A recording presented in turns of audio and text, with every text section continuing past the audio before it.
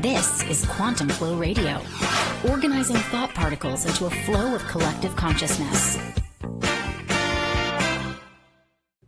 All right, so I will begin with my famous opening line. Hello, my friend.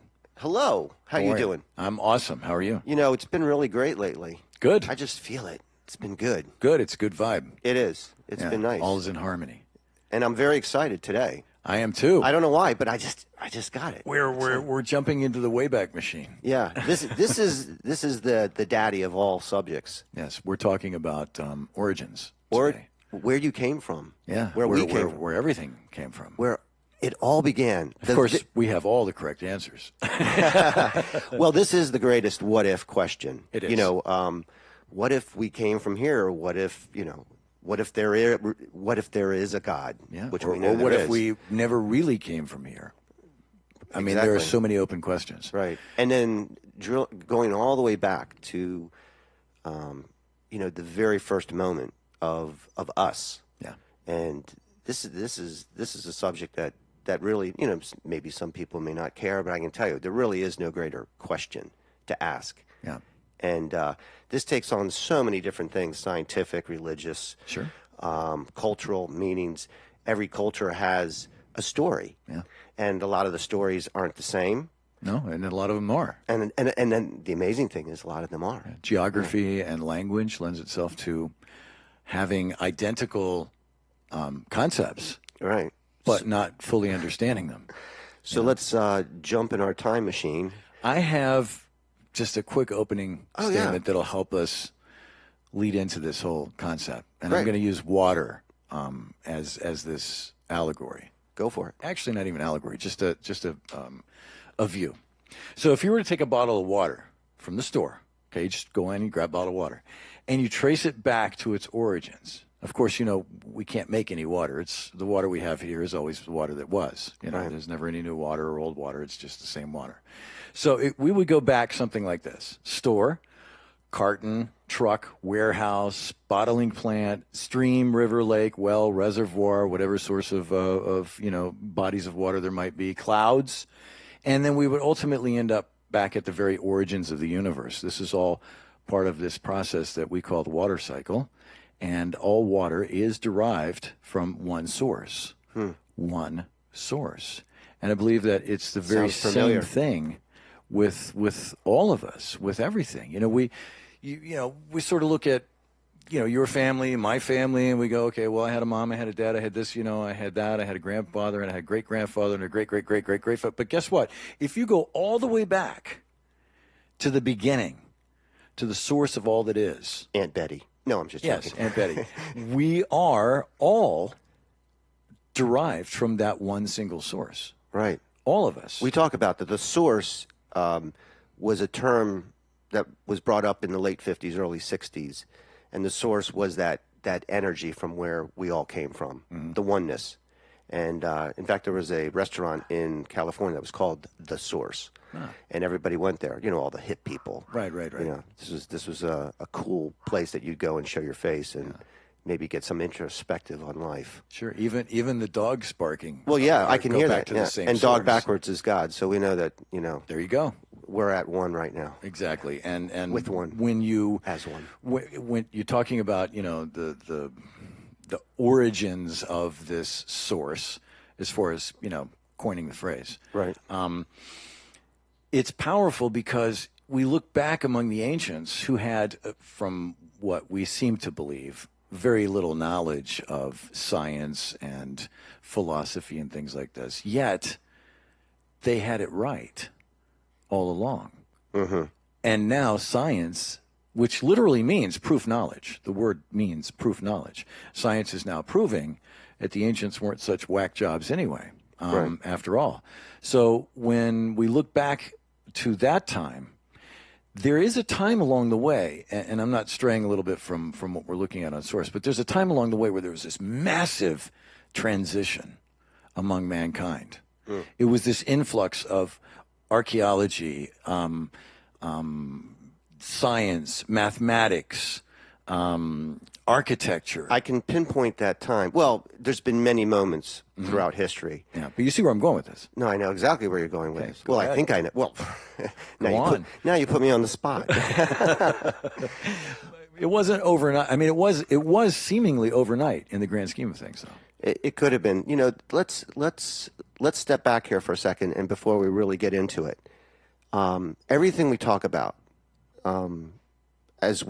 today, we're just being open-minded, and we're going to be completely open-minded. We're not going to put our own we'll put a little bit of our bias in, but you know, these are topics that I've thought about, you know, for the greater part of my life. And some of the greatest philosophers have tried to tackle this. Some of the greatest scientists.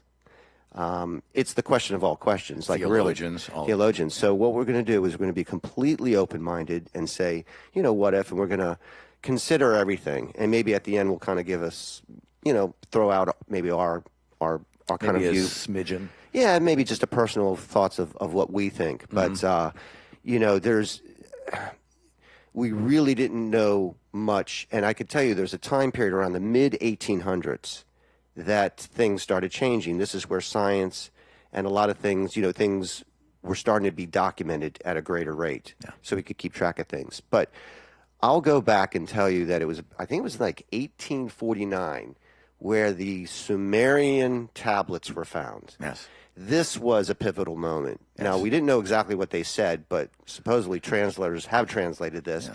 And we've come to understand that even before the Mayans and before the Egyptians and all these other civilizations, that there was a bona fide civilization that lived, that really came into being, that changed everything. And now we have and the gave clay us information tablets to tell us this story. We have the clay tablets to tell us at least an indication of what they knew. Yeah. Now, we don't know if this is carved in stone. Yeah. I don't mean to be funny, but it was. Yeah. You know, so is there truth to it? Well, all we can do is consider it. Sure. Say, what if? Yeah. And again, we're not gonna tell you there is or there isn't. We're just gonna say, hey, here it is, and then, you know, through your life journey, you'll figure it out. Yeah. But we're gonna go back to day one. How's that sound? That's good with me. Maybe even before day one. Yeah.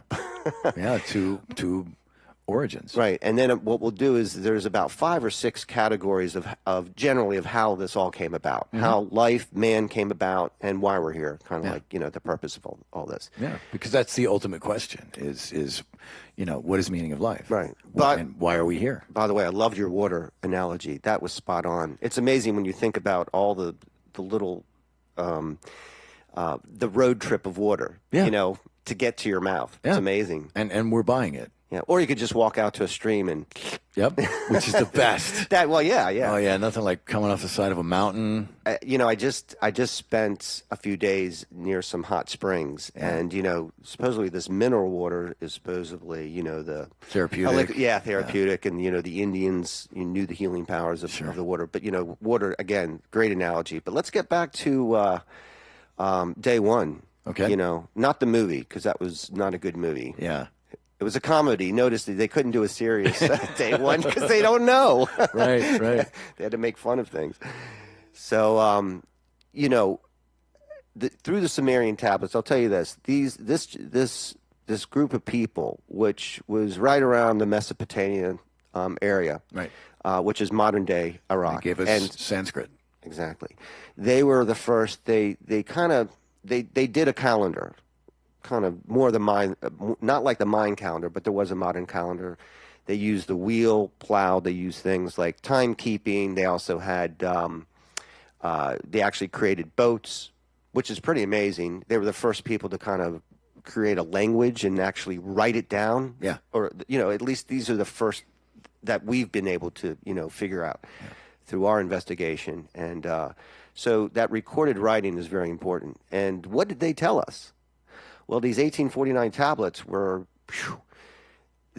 guess what? They talked about the 6 days of creation, but they also talked about aliens. Yeah. So, I mean, and we won't call them aliens, we'll call them the Anunnaki. Sure, Anunnaki. So the Anunnaki, you know more about the Anunnaki than I do, but this is important because this is really Yeah, this is interesting, and especially beginning here, because not only do we still have the point of origin of all things, but we also have the furthest point of creation of all things, existent here and now, Right. which is fascinating to me, because going back and seeing all of these different stories, fables, myths, however we want to put it, they all seem to share common denominators. Yeah.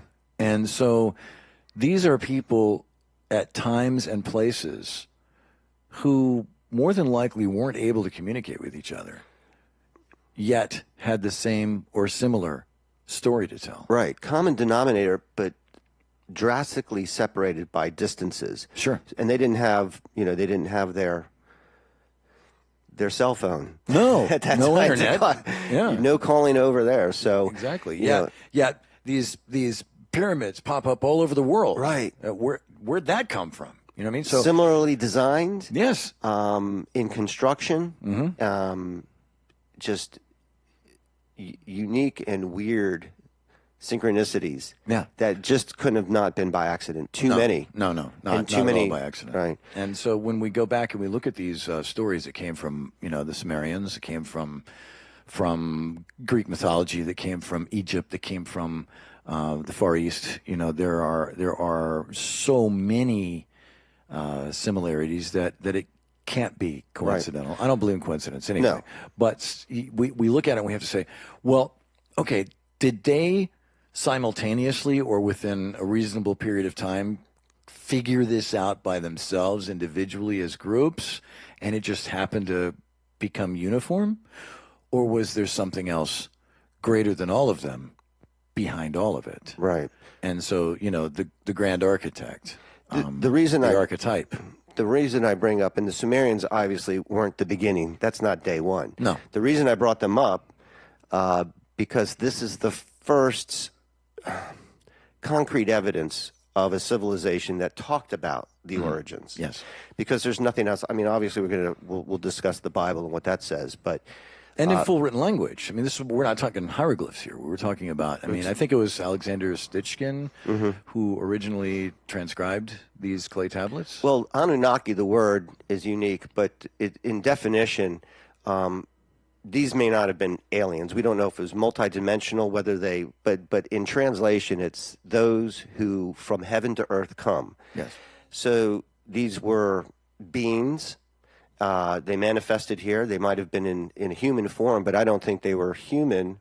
They were giants, or Yeah, but at the very least, presumed to be superior in knowledge, abilities, and powers. and everything. Yeah, than we had. fully connected to the universe, and obviously either the creators or one in one with the creators. We don't know if they came by spaceship. We don't know if they just materialized, they popped here or whatever. But the Sumerian writings are their very name was Agent Smith. exactly. Where they came in as Men in Black. Right. The what we do know is that these were written down, and they talk about gods, Yes. and we're not. They don't know if they were the gods or just gods. Yes. Or a god. And again, that's our word based upon their words. But many cultures talk about beings that have come down and have affected. And a lot of this is even tribal, because, there was a lot of sects of population that weren't connected at all. Right. And, they might have seen something. Sure. This brings up, the show Ancient Aliens. People find this show to be fascinating. I've watched it. Yeah. I'm not sure if I subscribe to all of it, but I love George's hair, though. well, yeah. In fact, yeah, It's George, right? yeah, I think so, yeah. yeah. Big hair. They all think he's crazy, but in a way, he might be spewing sense. Yeah, exactly. And when you look at what they present and what you and I have been able to research, it's not that far off. No, They're just taking a different angle from it. And see, this alien thing, this extraterrestrial thing, just to clarify, doesn't necessarily mean men from space. As we see it, in a physical world of matter. It could be another dimension. It could be from the heavens, which is the realm of the unseen. It doesn't necessarily mean, that kind of stuff. I think that's what I was trying to get across, because I don't want anybody to listen and think that it's all aliens. I mean, maybe there's a piece of it, but it's maybe not what you think. Mm-hmm. It's coming to us, who knows from where, but we know that there is... Or from within. Exactly, who knows? Could be from within, yeah. Coded information that's within us. So these... this culture was amazing, and they literally introduced kind of the first modern type of community and civilization that at least that we have as evidence of. And we're talking about, they believe this could be more than 6,000 years ago. We could actually kind of point a timeline. Now, where they tell us that, all creation started 4,000 or 5,000 years ago, I don't believe that. I just think, I'm not buying it. I'm not buying it either. Too much has gone on. There's evidence of evidence beyond the evidence. There's no. I wouldn't buy it anyway. There's just, we've advanced far too far. There's evidence of previous civilizations that are at the bottom of the sea. Yes. I mean, you can go down. I know there's for example, Atlantis. Yeah. Atlantis was supposedly a very advanced civilization that existed. Yes. They say it was somewhere off the coast of the United States, not too far from Bermuda. Yeah. You've heard of the Bermuda Triangle. Right. Some say that there's connection to this. Sure. But there is evidence at the bottom of the sea. There's stones that have been cut, perfectly. Yeah. And that would have never come to be. Fish don't have hands. They have no thumbs. But we also have Lemuria, right? That's just too funny. I'm sorry, I have to laugh. So there was Lemuria. I'm just imagining some fish trying to trying to get these rocks. Yeah, it's not. So plus you can't really get a good swing underwater. No, you don't have it. Yeah. So we have also some of the areas off of Indonesia, Lemuria you mentioned, and the Indian Peninsula, and over there there's all sorts of stuff under the waters. So we can certainly say there's more than what we see. Right. And stuff that might have been going on. So these civilizations could have been 8 to 10, maybe 12,000 years ago. Yeah. It could have been 10,000 BC. Yeah. That people were walking around. I mean, and that actually predates the Sumerian stuff. Yeah.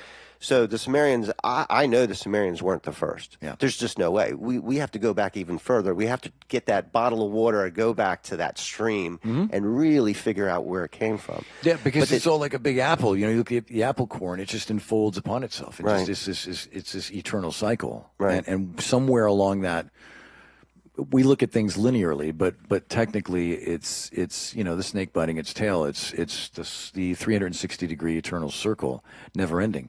And somewhere along that circle, there were multiple civilizations, many of which we probably have yet to find any real proof of. However, the planet we know is 14 billion years old. It's a long time. Yeah. It's really hard to dig down into the earth. I think we've only gone about 8 miles down.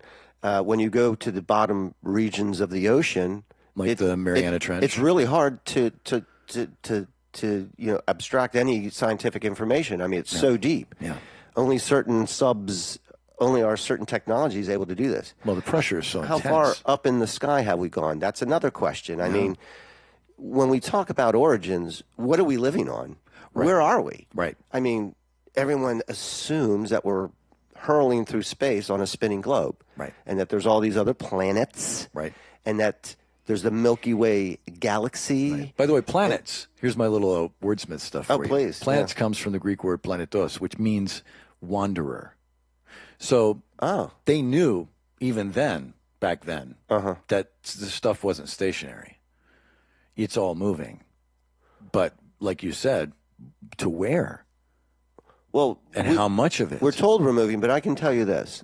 This is being open-minded. Yeah. I don't feel like I'm moving. Yeah. I don't see the curvature of the earth. I've been in a plane. I've just, from my eyesight, I can look across, a bay and see the other side. If there really was curvature, I'd have a harder time seeing those buildings. Yeah. across the bay, and we're talking several miles. Right.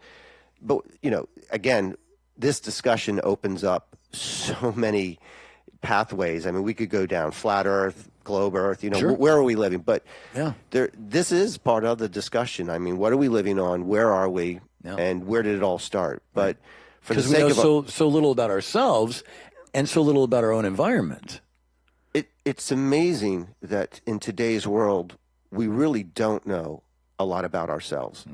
A lot of scientists will say, oh, hey, the facts are in. Yeah. We've proven that we're on a spinning ball, that the Earth is this old, Yep. that civilization's here, here, and here, and this is where we are, and we all evolved from monkeys. So they find something else. This is what's taught in school, but the amazing thing is until about the mid 1800s, I really think that's a pivotal time in all of everything. I think there's a lot of maybe the powers that be kind of started saying, hey, well, we need to start setting up an education system, and we need to be more influential in the religion sector or whatever. But this is where people started to tell other people what they thought.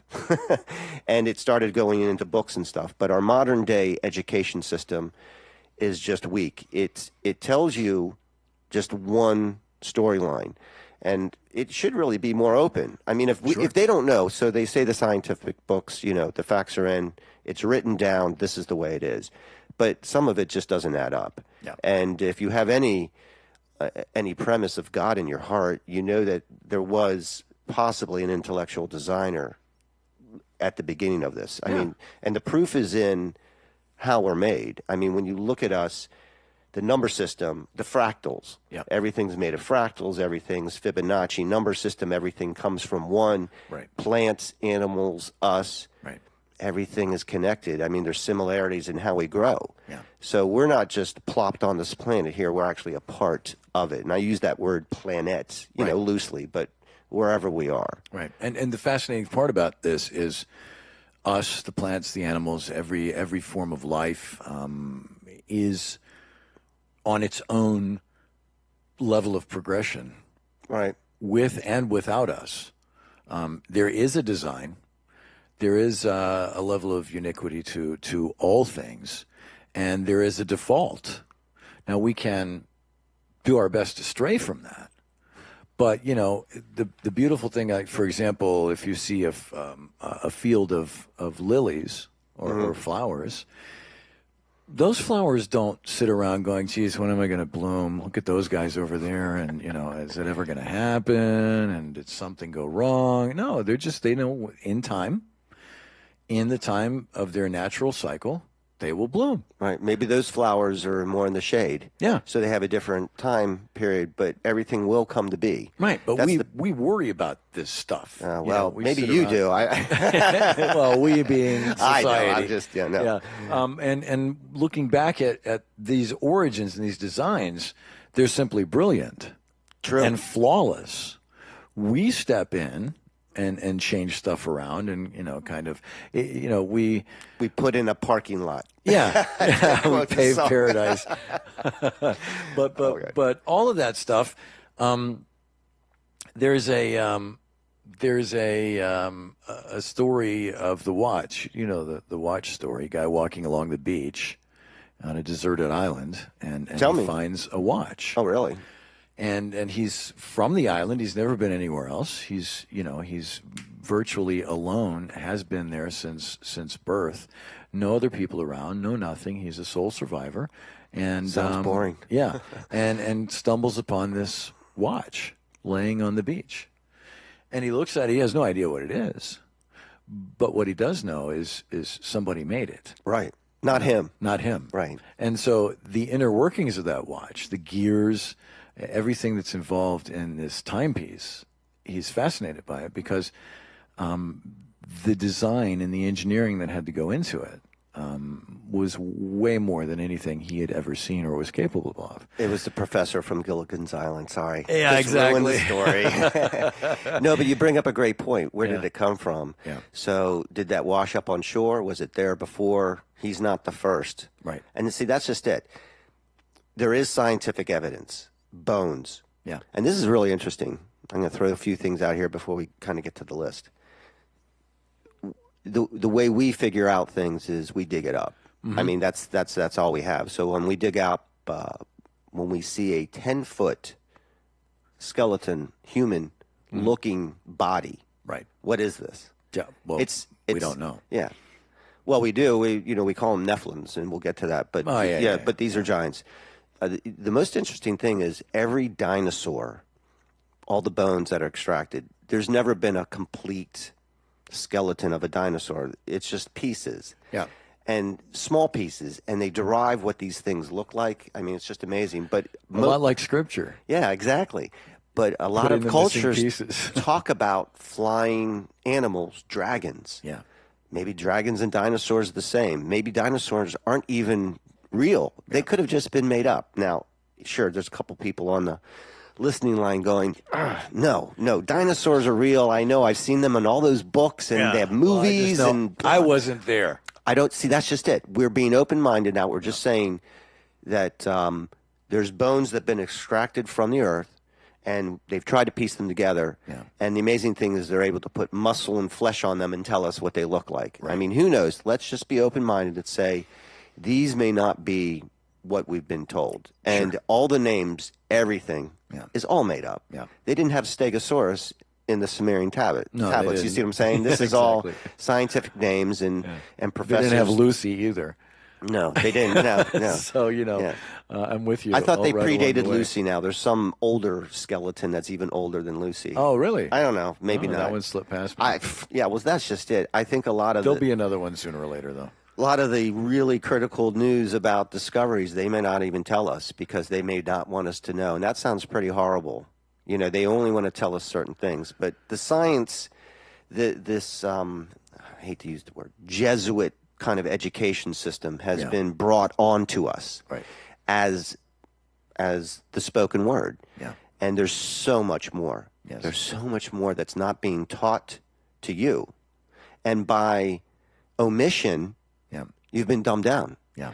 And let us make the decision. We only get smidgets of information through our education system, through our religious institutions, and there is a lot more. Carl Sagan once said, "The absence of evidence is not the evidence of absence." And so, they purposely don't tell us stuff because they don't think that we should know. Ever notice the great philosophers always say something and then counter what they said? That's, if you want to be a great philosopher and you want to have a quote, just, you are, but you're not. Right. I'm brilliant. Yeah, like, what was it that Descartes said? I think, therefore I am. Yes. Yeah, so those are, very powerful things. But in reality, it's true because even they really didn't know. And you almost have to leave an out. Yeah. If you're going to be open-minded, you got to have an exit. You got to have an exit. You got to have an entrance and an exit, just like your body. Yeah. Your body doesn't function without an entrance and an exit. They have a front door and a back door. Sorry, but you need it,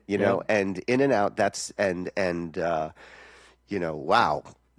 Yeah, you can have an escape route. Yeah. So all of that stuff leads us to a list of goodies. Yeah, and what we'll do is there's about 5 or 6 categories here, and we're gonna treat each one fairly and justly, hopefully. Sure. And people will latch onto maybe 1 or 2, subscribe to certain ones.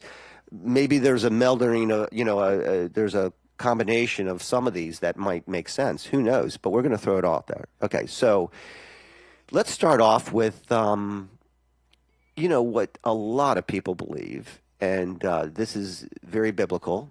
Right? Mm-hmm. But, the beginning was Adam.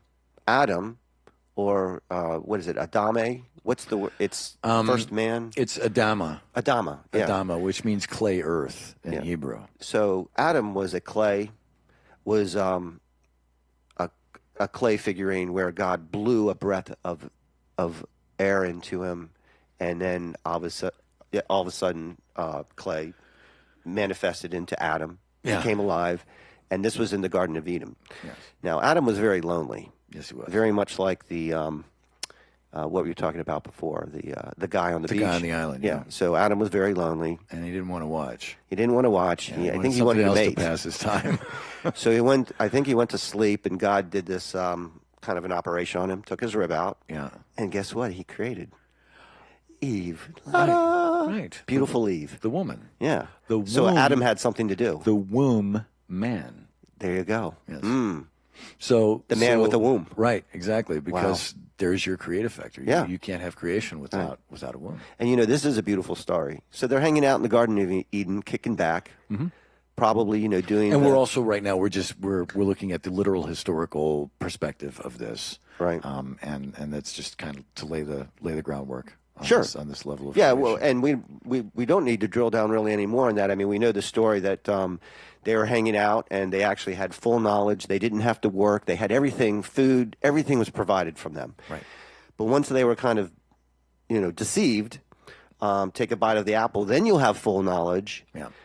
That's where they went astray, and then they had to go back kind of into a more human form, and then they had to, do all the things, find food, go to sleep, aching back, everything that man goes through. Right. Getting your door dinged at the parking lot. Well, yeah, Adam didn't have that problem, but, he But I get your point, and I think that that this is a sort of a brilliant way of explaining to a general population of people how it may have come about. Well, it certainly came about. I mean, we all have, every civilization has their, Adam and Eve story. They do, yeah. All beginning started with two people. Right. And then procreating, and then all of a sudden, you're off to the races. Who knows? Interesting, though, make note, in that story, it tells of putting Adam to sleep. Yet it never, ever says he came awake. He awakened. Yeah, that's true. He was put to sleep in order to take the rib out. So is all of this a dream? See, and the rib. You're skipping down to number 4 here. No, but sorry. you're right. No, the rib also in some translations is translated as the word side, which I'll have a side of ribs. Yeah. So the side is a portion of him. Not all of him. Not all of him. Right. A portion of him. We'll go more into that later. Yeah. But yeah. Yeah, we'd be here all day, which may not be a bad thing for us, but, for the sake of everybody else. Right. So number 2 is evolution. Humans came from apes. We've heard this. This is what's taught. We evolved from monkeys. Supposedly, this is what's taught in our public school system, mostly. Yeah. Some private schools, but certainly not homeschooling. That's more open. Yeah. And our this genetic, is supposedly, our genetic makeup is very similar to a banana. So, this is all, everything coming out scientifically. Right. But this obviously occurred over millions and millions of years. This is Charles Darwin who wrote about this mid-1800s. There we go again. Yeah. Before... This was On the Origin of Things, right? Yes, it was. Yeah, his writings. And what's interesting is before this, most of education or most of the belief system was, and I wasn't there, I don't know, but this is just what I've read and what I surmise. What we've been told. Well, yeah, what I deduct. Yeah. That, that the earth was kind of a creation of God, and Adam and Eve came, and there was in Genesis, I think it was Genesis 1:7-9, it talks about the firmament. Yes. The waters above and the waters below. Actually, this is an important point because when we come to the floods, the division. So, this was God's creation. But if we evolved over millions and millions of years, this is a completely different take on how we came to be. Yeah. But this is what really became, like, once science came about, people would look at you and say, well, you're stupid not to believe the facts. Who said the science was the facts? Yeah. All of a sudden, it came in, and it was literally thrown, it was forced on us. Yeah. I don't know why. I wasn't there at the time. I don't know how critical it was that these new teachings were to be taught. Right. It could have been completely cutting us off from the truth. Sure. Or maybe that is the truth. Yeah. Or maybe it's just a phase. I mean, there was a time when Newtonian thought was it. There you go. For hundreds of years. And now it's not. Right. Now it's not. Right. Yeah. So, bam. I mean, we're moving on. Okay. Number 3. Yeah. This gets back to kind of what we heard in the Sumerians, or what we read in the Sumerian tablets, the Anunnaki, we'll just call it aliens, came and kind of created us. And in fact, if that's true, then this is kind of a prison planet, because the aliens, the Anunnaki, very interesting story. When they came down here, through the writings, they tell us that they came here for the experience, but they came here looking for monatomic gold. Right.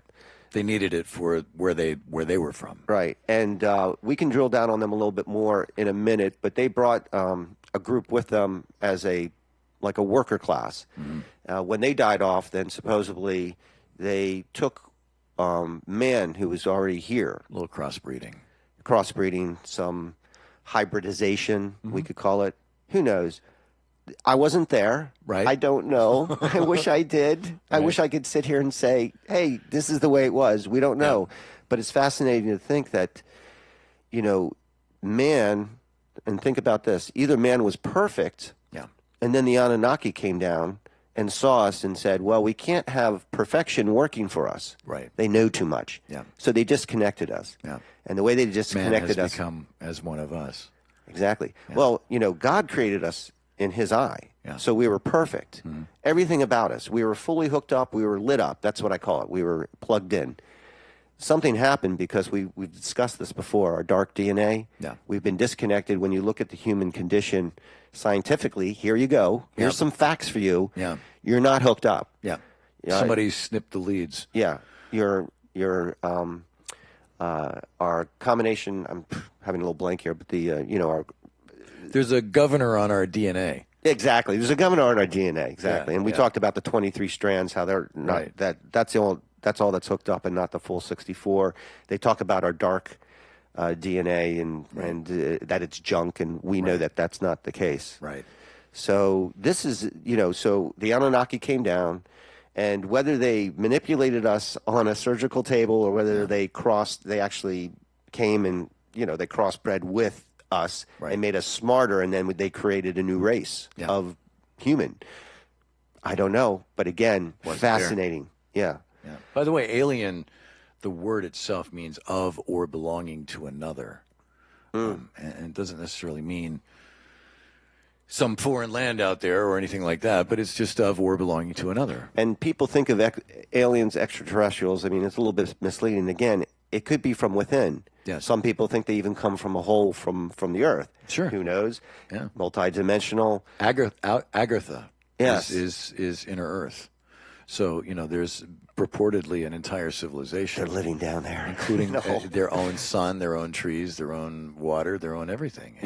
And all of the entrances in the poles are no-fly zones. Exactly. Did you ever notice that you can't really go to the North or South Pole? Yeah. That's another discussion. Yeah, but that's fascinating. Day. Yeah. All right, make a note. Okay, yeah. Right, we'll talk about Bird and his explorations. That was fascinating. Oh gosh. Okay. See, isn't this is it, man? There's nothing more fun and fascinating to talk about this stuff. Okay, so moving on. Number 4, we came from the sea. We're sea animals. We have a reptilian slant to us. Now, we are mammal. Yep. And some people say we evolved from monkeys. So you're going, monkeys? Reptilians? That doesn't make sense. But what do you think about that? I mean, maybe we did. Well, we still have a tail. Well, we do. Embryonically, we are very similar to a shrimp. In the fetus, we had a tail, we had webbed hands, and we had gills. Yeah. That sounds like a fish to me. Yeah, well, at least you can't breathe in it, and we're in water. Oh, yeah, we're in the what is it? The embryonic fluid. Embryonic fluid. Yeah. Right. So we're floating around. Yeah. And the other interesting thing I'll introduce here is we have consciousness now. Yes. Was consciousness introduced to us when we were in the fetal state in our mom, or did it come into being as soon as we took our first breath? I don't know. Yeah. But just another... Interesting. Yeah, because... do we have consciousness before we were born? Yeah, and fascinating enough with that is, and it goes hand in hand with that, is our hearts are formed before our brain. Right. More important, the heart is much more important than the brain. Right. Because most people don't use their brain. Yeah, so guess Or their what? heart. If your body and your heart were formed before your brain, then what the hell is your brain doing? Right. So we're relying way too much on the brain, which is basically a data storage device. Yeah, I always conjure up that mad scientist with the huge brain in a bubble. Yeah, you know, exactly. It's like, I'm smarter than you because I've got a bigger brain. Yeah, with a clear skull. Right. Yeah, I'm with you on that. When we should really be more like the Grinch when he tries to grow his heart. That's what we should really be doing. The heart actually speaks to the brain. Yes, We've discussed that a little bit before. You know, we need to make a note about nursery rhymes and things too. Oh, yeah. Because there's so much. Oh my gosh. So much hidden. Within these. Yeah.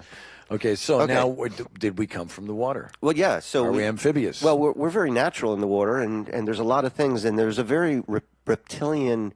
We're reptilian within us. Well, I mean, it's very much a part of our base consciousness brain. too. Yeah, base our brain. brain stem, the medulla oblongata, is basically what we call our reptilian brain. So, okay, well, if we didn't have any sort of reptilian background, then why do we call it a reptilian brain? Exactly. You know, somebody came up with that. They don't say, well, it's your monkey brain. No, your ego is your monkey brain. No, you have a monkey face and a reptilian brain. A reptilian brain, yeah. So all of this is fascinating because, you know, what if we did it all? What if it's all just part of the grand design and it's just this process? Well, you bring up takes such a very long time. You bring up the next one. So the next kind of category would be we're here as an intellectual design. Now we know a lot of people subscribe. A lot of people. Yeah, a lot of people subscribe that, you know, God is the intellectual designer of all of this. All of creation came. But you could take that and more do a scientific slant on it, and so that the creation of humans was from like a supernatural designer, or perhaps, and this gets into something we've talked about, this whole existence is a scientific holographic computer-generated experience. Perhaps nothing exists at all. Yeah. There's no planets. There's no solar system. There's not even the chair that you're sitting in. It's just all simulation. Projection. And, you know, perhaps there's something to that, too, because I believe there is a definitive holographic nature to our existence. And we've talked about where we don't know what's going on in Paris, France, or if it even exists. Yeah, I've never been there. Until you go there. Right. Now, you've seen pictures and people talk about it, but you don't know for certain. Yeah. You could almost say for certain, but since you haven't experienced it yourself, you don't know. It's not a personal truth. Exactly. And all we really know is what you personally experience. So, you know, many of us have really not experienced much at all. Yeah. You know, you go to the grocery store, you go to work. Yeah. That's hardly a earthly, I mean, that's hardly a universal. Pay your taxes and then you drop dead. Yeah, well, you know. You know. And they want you to live long, so you pay a lot of taxes. Right. And have insurance so you can wither away and make they want you to spend all your money that you make during your lifetime. Yeah. So exactly. It's really horrible. And we talk about them or they as, you know, evil presence people. Well, you hit on this projection thing and this, you know, I don't want to use the word illusion because, you know, illusion sort of tends to not be real. But in reality, I don't like using that word either. So let's just drop both of those and then move on to the next thing. So with this, is an interesting verse in the Bible that says, "In Him we live and move and have our being." And it might be in Timothy, I don't remember. But, you know, in Him, let's just say God is all there is and all there is God. Let's just say that the universe presents as God. All that is presents as what we call God. And that everything moves and exists within that. So if everything moves and exists within that, we also have the unique ability of changing it at any time. Right. As long as we don't mess with the default. You know, when we look at all of that in a scientific viewpoint, through a scientific lens, it all, in many ways, and many times, is in perfect alignment with spirituality and metaphysics. It's just they're using different words. They really are. When you look at, if you say source, if you start a conversation like we started this show with source, many people might have a tendency to listen longer. If we had said God, we Right. might have lost a few people. Well, yeah, and that kind of comes.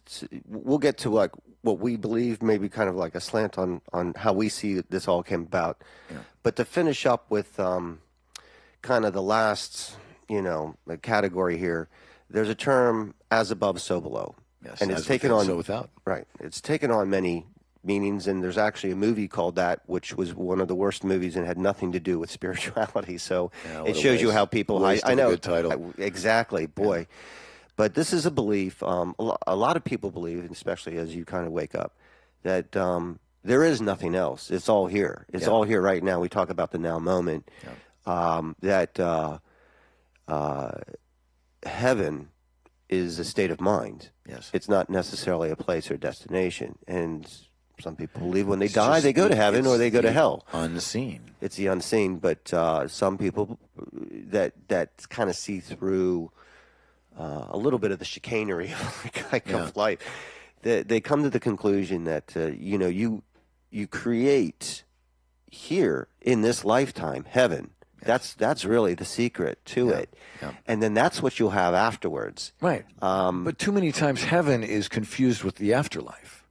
That's what I'm saying. It's actually could be right here, right now. Yeah. And it's what you create. Heaven comes from the Greek word uranos, which in Latin is Uranus, which is a planet. Right. Again, we go back to the planets. And that planet, as all planets were, they were gods. Our days of the week are gods. Yeah. All of this stuff is based on being gods. Right. So where I was going with this and where you were going with it. Were gods too. Months were gods too. Yeah. And when we look at all of this, deep down inside all of us, there's still that yearning to remember, not learn, but remember what we already know about our origins. And that's probably where I think about this constantly. I think about what information has been cut off from us.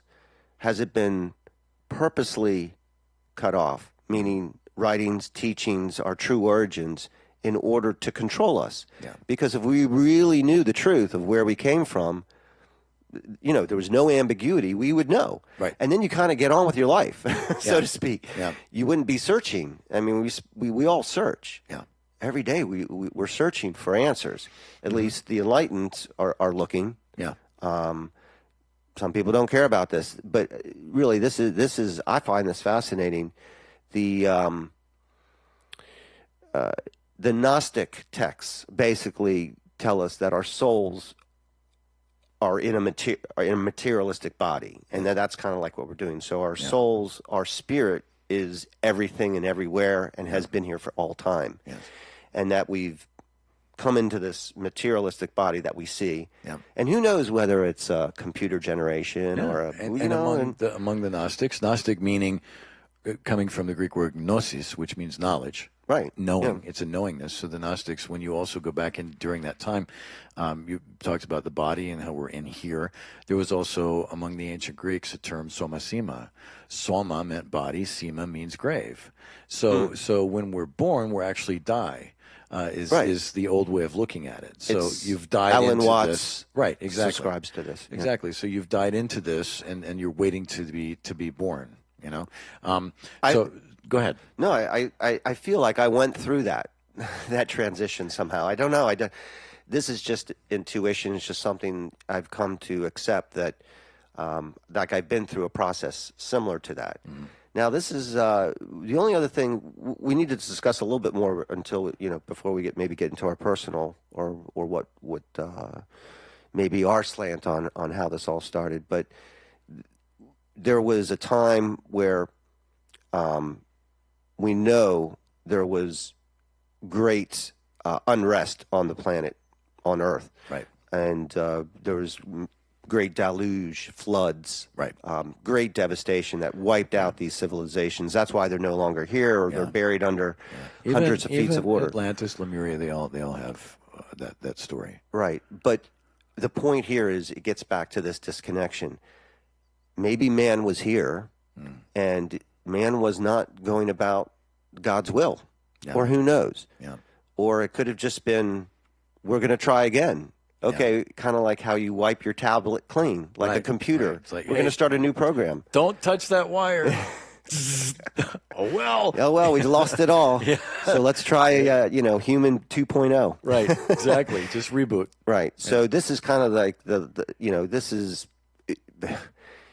it could have been in stages, in phases. It's not just like we came and then we've always been here. It could have been we came, we went, we came, we went. Yeah. Why did that happen? Yeah. Did man do something wrong? Yeah. Did we go against? Did we go through such debauchery of ourselves? You see a lot of it today. You see we've crossed the line in so many moral points of things. I mean, it's go to Las Vegas. This is what I'm talking about. I don't think we were created necessarily to have that experience. Yeah. But maybe so. Yeah. I don't know. Yeah. Maybe good is bad and bad is good. Well, this whole cycle, like we talked about with the water in the beginning of the show, the whole cycle is fascinating to me because, again, going back to the ancients and seeing how they describe things, even biblically, the Bible says in the beginning that the earth was formless and void. And so that's a very simple statement that's made, but a much deeper meaning than just what it appears. First, the earth is matter, okay? And it's the divine feminine principle. It's what, comes forth. Right. But formless and void, formless means not that it's just jumbled up. It's not in form. It's still invisible. It's unseen. It has not taken form or matter. Mm-hmm. And void is, a very important word. Ayin in the Hebrew, void in the Greek, and it literally means the point of origin of the potentiality for all things. It's not, when people see the void, they say, well, that's nothing. Well, what's nothing? Nothing means no thing. That means no thing has manifest. But it doesn't mean nothing. See, we can get something from nothing because everything comes from no thing. See? Right. So when you look back on it, the potentiality was staggering. It could be anything, But there was a beginning. It says in the beginning. So there was a beginning. Yeah, there was. And right on, that brings me to this. I have this book here. Yeah, fascinating book. Yeah, well, it's called Superconscious Holographic Expialidocious by Adam Cohen. Yep. Modern Teachings of Life. Very interesting. In fact, it's beyond interesting, but I'm going to read. Dynamic. I'm going to read the very first thing written in the book, and it's funny because this gets to kind of like this hits home for me. Yeah, but it's exactly what you're talking about. And by the way, thank you for turning me on to this book. Yeah, a book that I love. Yeah. Okay. In the beginning, there was nothing. Then there was a sound, and that sound was a word, and that word was God. And from this one single word, from this one initial movement of vibration, of all creation followed. And at that instant, conscience began. And by our act of measurement and observation, the entire universe was created, and all that lies within it. So I really believe... It's awesome. There's a moment... It was an act of energy rebellion. Yeah. And it didn't... I can't imagine it coming as a big bang. If it did come in as a big bang, it's just descriptive. Yeah, maybe, because we always... I see it more of a quiver. It might have been or a wave. It might have been a big sound. Yeah. But we could talk about the precise moment that this all came into being. If there was nothing, which we know there was nothing as nothing. Yes. There was something. It might have been pure energy or conscience. But then where did that come from? Something to spark the nothing. Yeah. And then, when we talk about where we are, we're in space. Where does that end? Yeah. I always say that space, the universe, ends where your mind thinks it ends. The final frontier. Sure. But, again, we might not be being told everything that's out there. Right. And I don't mean to be funny about NASA and, spaceships and the moon landing, all this. But this all comes into being. Yeah, but we don't have the means to do that extensive exactly. research. And they don't let you go up there. And they don't let you go to the Antarctic. And they don't let you go to certain places. They don't let you do certain things. Right. Like, if I wanted to set up my own space shuttle to the moon, I couldn't do it. No. Even if I was really rich. Well, maybe Elon Musk. Yeah, but I think he's connected. Yeah. And he's getting thrown under the bus right now. Anyway. Of course he is. That's what they do. They use you and abuse you, and then you're right. It's your dirty purpose, laundry. Don Henley. You're done.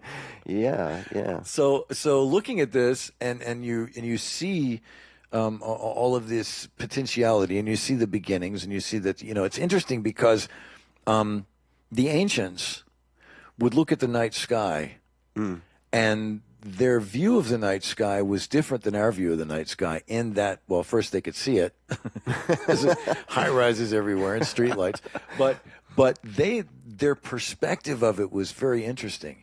Rather than seeing stars against a black sky, what they envisioned was the stars were light penetrating from beyond the black sky.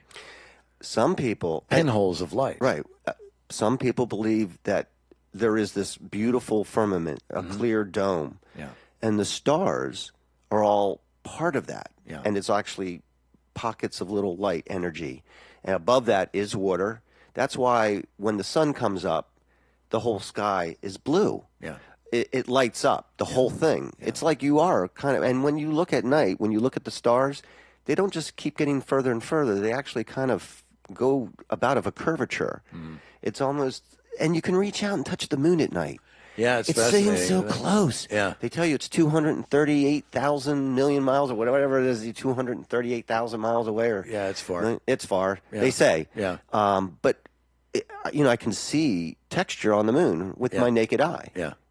And I can almost reach out and touch it. Pinch it. So possibly the sun and the moon are part of the firmament, and then they move around. Listen. These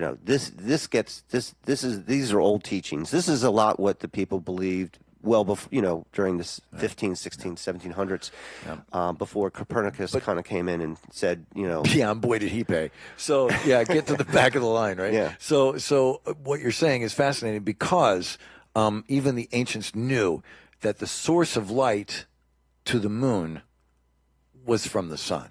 Right. The moon had no light of its own. Well, the moon does have light, but it's cold light. If you go out at night and step into the full moonlight, it's colder than if you were in the shade or when the moon's not out. That's fascinating. So we can get into the sun and the moon and what they are in Moon Day in further discussions. But for obviously, all this information is important to our origins because, when you look up, that's what you see. The sun, the moon, and the stars are so prominent. Right. They have to be part of the story. Right. Exactly. And when we look at the original creation. Origins, like we started this with, among the ancients, I keep going to the ancients because I thought many of them were just brilliant. They saw, they've been accused of sun worship. And in some cases, there was that. But then, and these aren't people that are laying out on the beach. No, this is a different type of sun worshiping. That this was the Son of God. Yeah, but the deeper perspective or view of that. By the way, the Son of God. Yes, exactly. Play on words right there. Right, which is for another day. Yeah, but this sun in the sky, this great fireball, was not seen by many of the ancients as the God. Or as God. Right. But as representative of a power behind it, sourcing it, and feeding it, and keeping it burning. Well, we know that we need light. Yep. We need water. Yep. We need air to breathe. Yes. It's amazing. It's all provided for us. It is. It's here. Absolutely. Even though man has a bad back and has some certain difficulties here on Earth,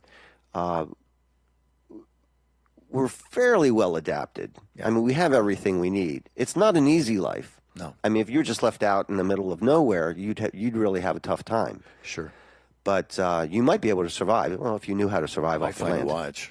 Yeah. Yeah, you could find a watch. Yeah, you'd find a watch, and then maybe, if it's an iWatch, you could order. Yeah, hopefully it's solar. Yeah, but just one more quick thing before we wrap it up. We have to wrap it up. When they saw We're the not done sun, telling everybody about our. Okay, well, when they saw the sun and they would see the rays, what they saw was their own individuality. In other words, the rays contained all there was, all the elements of the sun. Right. Seemed to be individual, but in essence still connected to the source. and as a representative of an individualized essence of the whole thing. So each ray of sunlight that comes through your blinds contains everything there is in the sun, and is still sourced at the sun, right? But seems to be independent of the sun. And they tell us it's 93 million miles away, yet I could go out on a hot day and fry an egg on my deck. Exactly. If it was any closer, even just a mile or two, I think we would fry up. So it's amazing. It's just perfectly positioned to, to take care of us and provide life and everything. It's for our blue planet. So as a conclusion, let's do this. Yep. I'm going to throw it to you. Okay. I'm going to put you on the spot here. All right. What do you think? What do you, we're not going to pigeonhole you to this. We just want to throw it out there because I mean I regard you as a pretty smart guy. You've thought a lot about this stuff. I mean, this is the tough question. Yeah. For me, at this point in my life, it could change. Good point there. So for me, at this point in my life, I believe that all began as energy, some form of energy. And I wasn't joking about the rebellion. I think that that there was a sort of rebellion. Biblically they talk about, Satan causing this rebellion in heaven and all that. But from an energy point of view, Lucifer being so mischievous. right? So, but from an energy point of view, the only way that we could know our own existence would be to bounce it off something. Like a mirror. Okay, the mirror shows what you look like, what you're wearing, and all that stuff. But once you see that, you don't need the mirror anymore. It's done. So that was its job, was to show us what we looked like. Right. So this energy just began to congeal. Yeah, and the mirror never captures that energy. It merely reflects it. Exactly. Not like a camera. Exactly. Camera does different type of energy to you. Right. So as this energy becomes thicker and more prominent, it begins to congeal. Right. And then it begins to form matter. And then from there we see, an entire evolutionary process of what that has become since that origin. But that's where I'm at with the whole thing. Not the Darwinian evolution, but man still evolved, but it was not from just evolved. Evolving, yeah. Yeah. I believe that there were civilizations that we didn't necessarily come from or evolve from, but they just died out.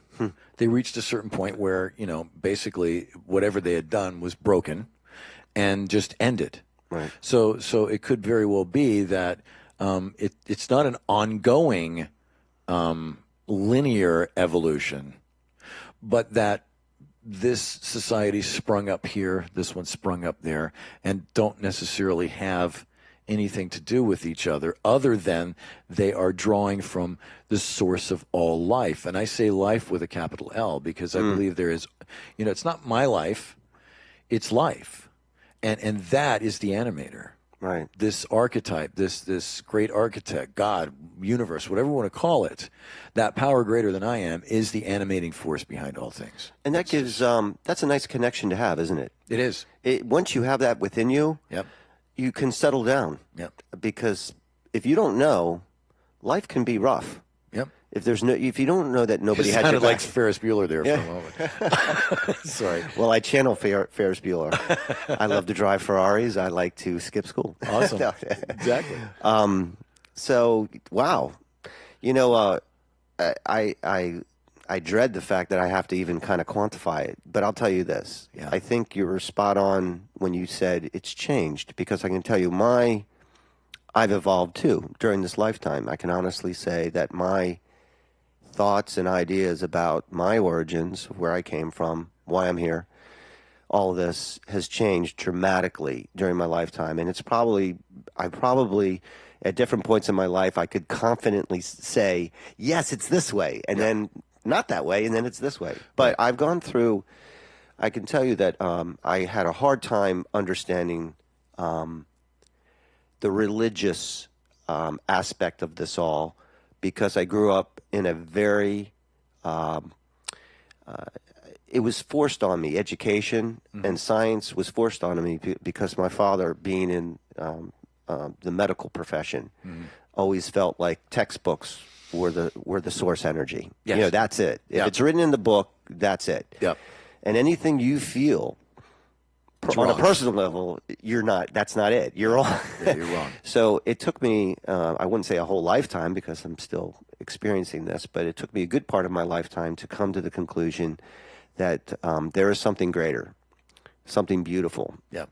And I can tell you this, several teachers and people have come into my life that have helped me.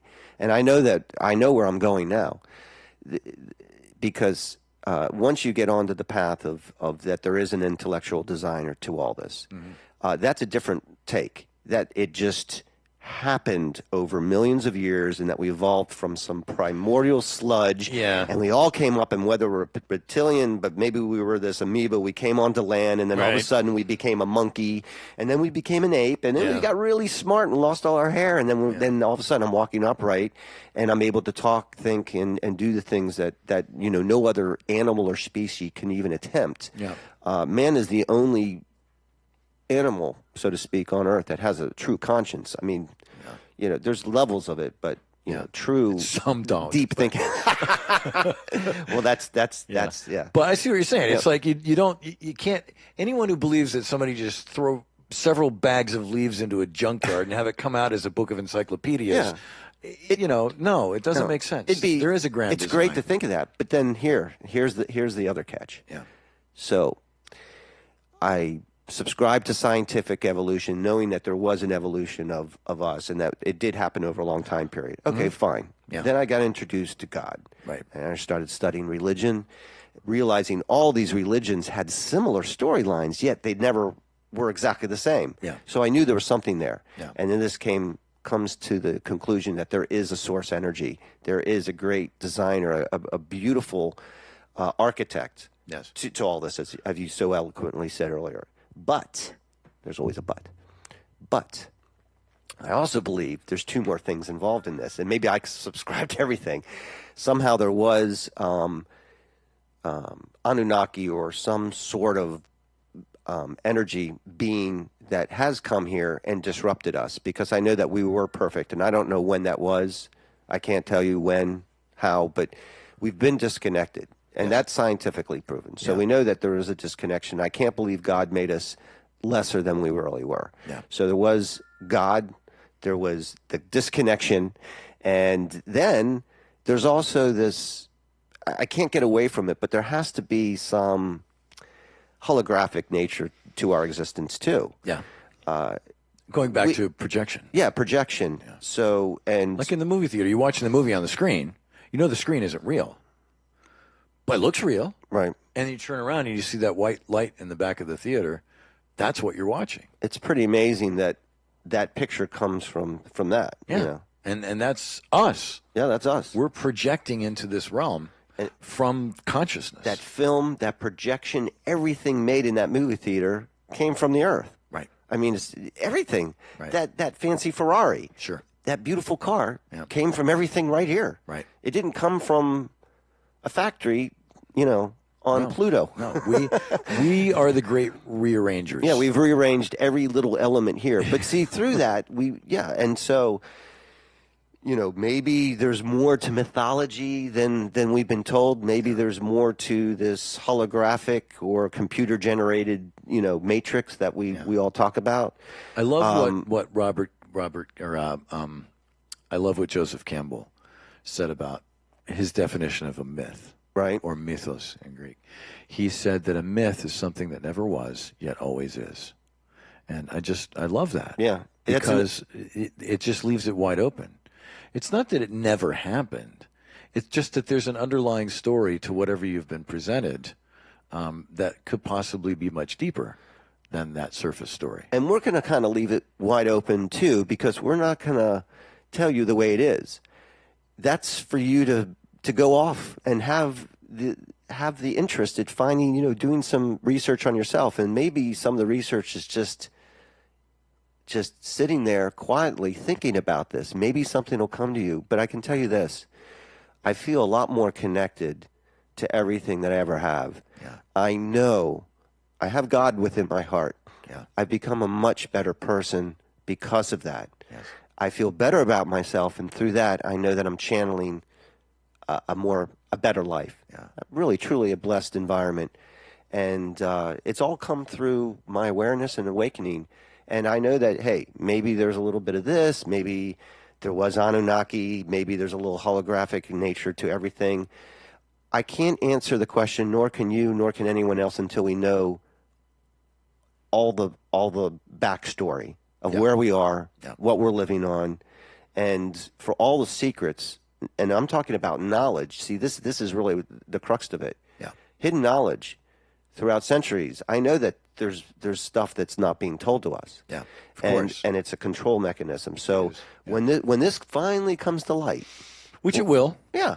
Well, we'll find out. That's my journey here. Yeah. Well, you brought up the archetype once more. I just wanted to This is the read this to you. Okay, we started the show with the water. Sure. So we'll finish the show now with. So basically, the essence of the creative archetype is in all of us, just like water is in all water.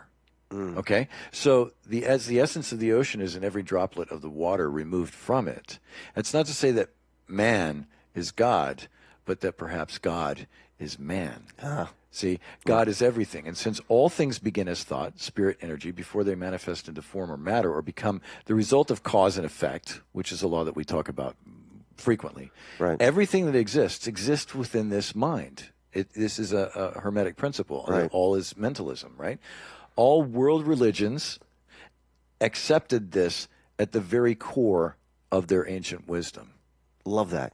Yeah. And so many years later, here we are with separation and division. Even greater than it was a few years ago. So Right. What's going on? So we're coming up to a beautiful, tumultuous point in our life, no doubt. But the good news is this: a very spiritual person who we know came to Maria. Maria mentioned how people today are they're arguing. Maria's your wife. Yes, you should explain that. Yes, and they're arguing and they're just at each other's throats over subjects and blah blah blah blah blah. And this person said, yes, but they're talking. Yeah, but they're talking. They're communicating. Just Finally, just like what we're doing here. Yeah. And just like hopefully you'll do with a good friend or a close person and discuss this. I think it'll have wonderful effects upon your life. Yeah, and I think that us talking Yes. helps me tremendously. Yeah. It helps you tremendously. Right. And hopefully anyone who might be listening, that it can help them as well, or at least give them some insight and have them find out what it's being said within them and without them. Right. Just like the as above, so below that you mentioned earlier, the triad, right? It's the Star of David turned upside down and right side up. So be open-minded and Always. and consider and say what if. What if? And there's nothing wrong with holding on to your core beliefs, but just be open-minded about other things because you never know where they'll take you. But it'll always take you somewhere good. And Trust it'll us. always take you back to your origin. There you go. Have a great week. You too, man. Take care. Love this conversation. This is awesome. That's why we went like forever. Yeah. Okay, man. Talk soon. See ya. Bye. Bye. You've been listening to Quantum Flow Radio. Email us online at quantumflowradio@gmail.com.